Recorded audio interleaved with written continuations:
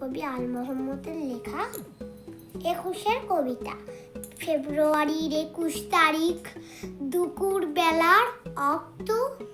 বৃষ্টি নাবে, বৃষ্টি কোথায়? বরকতের রক্ত।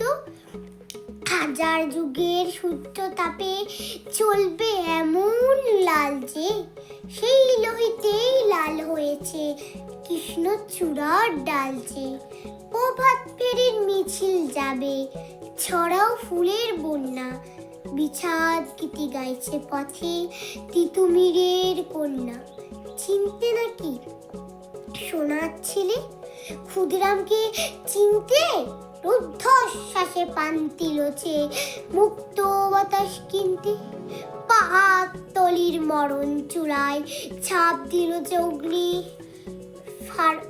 ফেব্রুয়ারির শখের বসন বলল তারই ভগ্নি। প্রভাত ফেরি, প্রভাত ফেরি, আমায় নেবে সঙ্গে? বাংলা আমার বচন, আমি জন্মেছি এই বঙ্গে। নমস্কার।